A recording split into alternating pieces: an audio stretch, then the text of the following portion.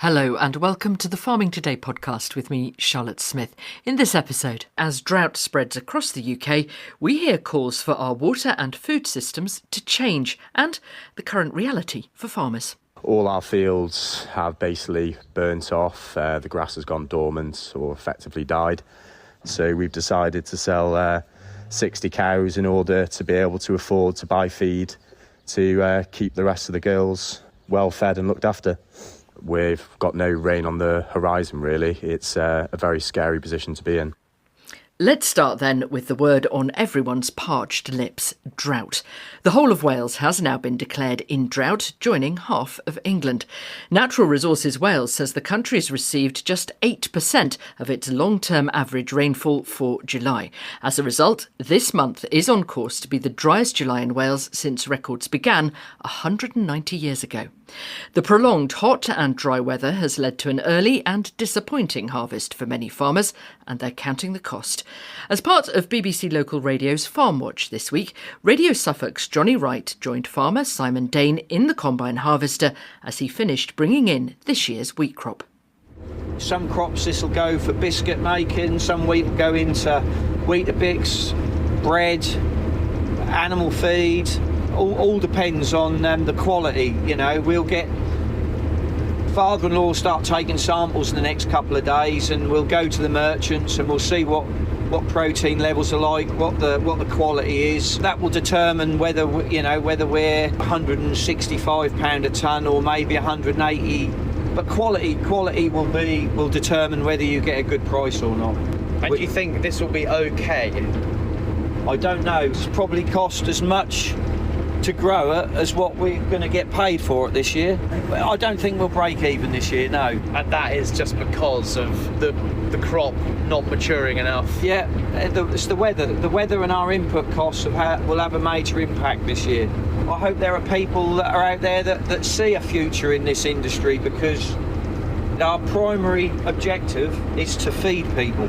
When you ask me why would you carry on if you're not making a lot of money, well, you carry on doing it because you think your job's important and we're important to the nation. It's as simple as that. Simon Dane on the Suffolk-Essex border there. And next week here on Farming Today, we'll be looking at harvest around the UK.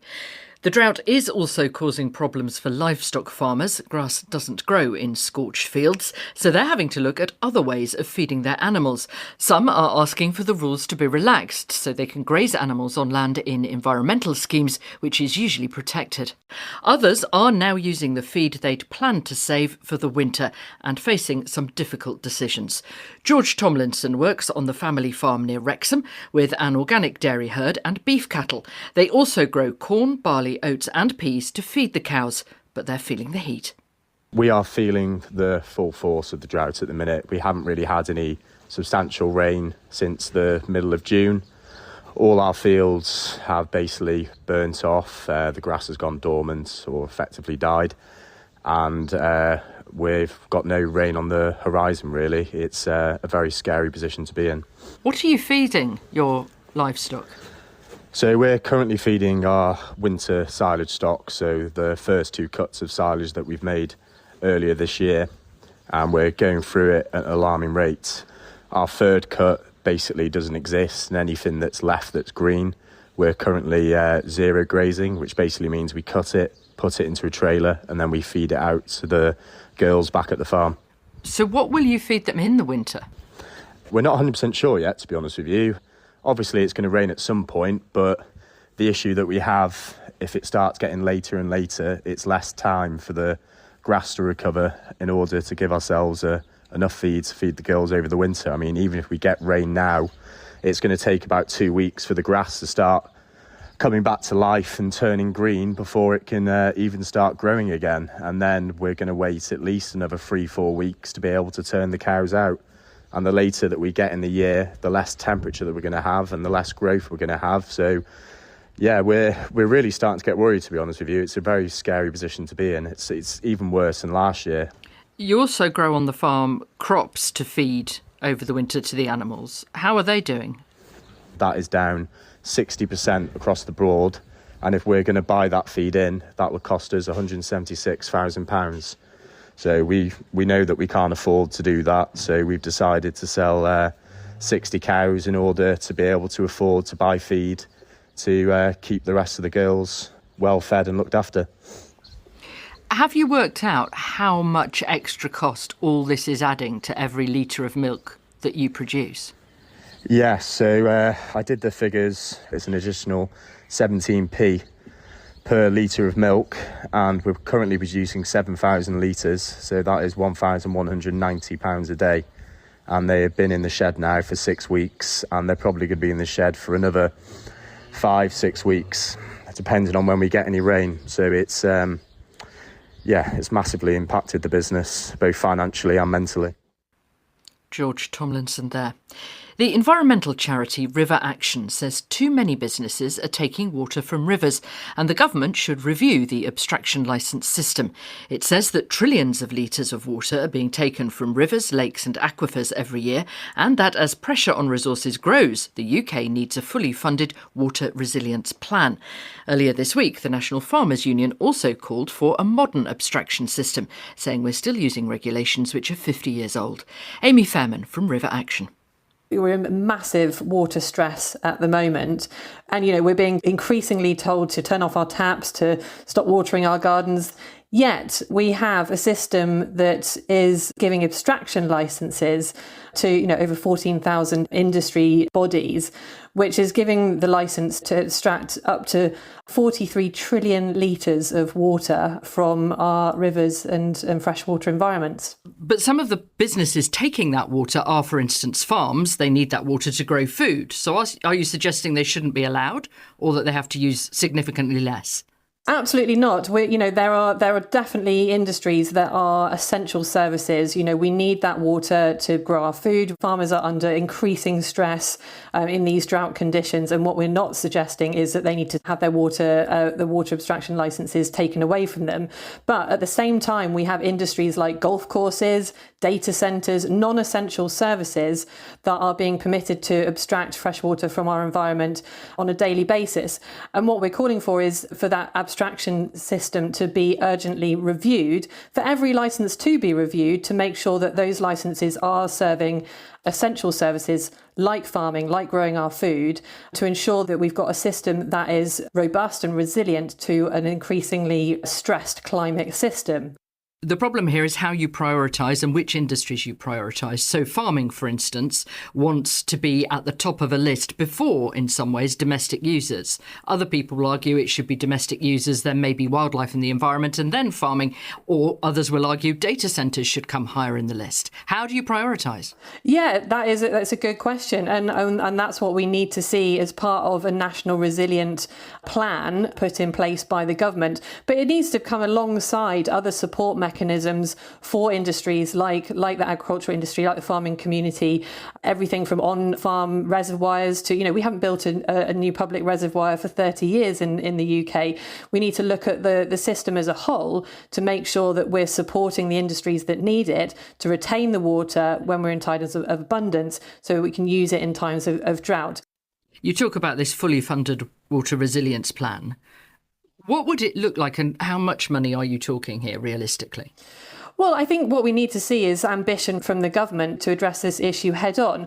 We need to see the new Labour government really address these problems and really come to terms with the fact that we are moving into a much more stressed future, and really looking at the costs of how that plan can be funded is really important. Although I'm sure the Prime Minister would point out there isn't that much money around and it's got to be prioritised. So where is this going to come in the very full inbox he is facing? I would argue that there is no more precious resource than water. We cannot live without water, and therefore this needs to be a very urgent priority for the new Prime Minister. Amy Fairman from River Action. Well, the lack of water, the miserable harvest and an unpredictable geopolitical situation add up to expose the fragility of the UK's food system, according to a cross-section of supermarkets, food producers and campaigners who've written to the new Prime Minister. They want Andy Burnham to introduce a good food bill for England, which would, amongst other things, set legally binding targets to increase the amount of fruit and veg grown here. Kath Dalmeny, Chief Executive of the campaign campaign group Sustain, says it's time for a food and farming system based on the century we're actually living in. Government only notices how important farming is when there's a crisis. So, sorry to remind people of these things, but war, animal diseases like foot and mouth disease or BSE, as we experienced, a couple of decades ago, COVID, cost of living crisis, floods, and now, of course, drought. Policy tends to be a roller coaster that follows these crises. So government will pay attention to farming when the crisis is happening, but then that will go away again.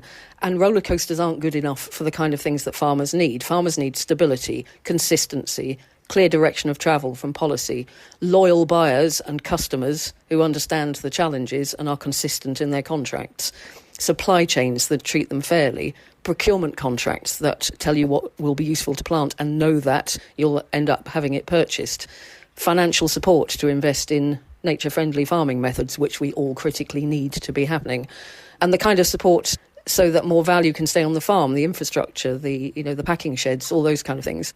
But couldn't the government argue that they're doing some of that already? We have the sustainable farming incentive, which pays farmers for farming in a more environmentally friendly way. Sector by sector, they're looking at those relationships between farming and the rest of the food chain. That is very welcome. Those kind of things are extremely helpful, and we've campaigned and supported farmers on those things for years. What we don't know is how long those will last. Next government cycle happens, they could all be wiped away again. In other sectors, for example, energy, you've got a sense of a long-term trajectory and plans for how that will be implemented over time, plus duties and responsibilities on government to have to take part in that. One of the unique things about the food system is that lots of different departments, business, DEFRA, Food Standards Agency, Department for Education, all of them have some responsibilities on food, but they aren't necessarily activated into doing that. We would love to see, for example, Department for Education have standards that would require schools to have to look at purchasing from sustainable farmers, British farmers, looking at where their food comes from. But at the moment, the Department for Education don't necessarily see it as their job to be part of creating that stable market for farmers. We absolutely have to make all of the different parts of the system work. In Scotland, they've had a Good Food Nation Act for a while now that has put into place these responsibilities and duties, and it is beginning to work. Change is happening, and we need that kind of legislation, the framework that makes that happen, and consistently, and not be at the whim of political cycles that then undermine it as we go through. You talk about legally binding targets to increase the amount of fruit and veg grown here in the UK. Farmers might point out that if the retailers who signed this letter want more homegrown produce, they could get that just by having longer-term contracts and perhaps paying better. Oh, absolutely, and that is part of it. Legislation won't fix everything. There's also got to be private sector responses to that, which are also about loyalty to the farming industry and building really good relationships, supporting farmers through the transition to agroecological, nature-friendly methods. Quite a lot of retailers are doing that, but they themselves want the stability of policy to say that that's a good thing to be investing in themselves. So this almost like a culture shift between all of the different players within the system to say we take food and farming absolutely seriously as our fundamental part of who we are as human beings, to treat the soil well, to treat the farmers well, to ensure that the right kind of food is being grown and gets onto the plates. That's where legislation can help to also set the terms of how all of this happens. Kath Delmeny from Sustain. And that's it from us. I'm Charlotte Smith. The producer is Beatrice Fenton. And Farming Today is a BBC Audio Bristol production.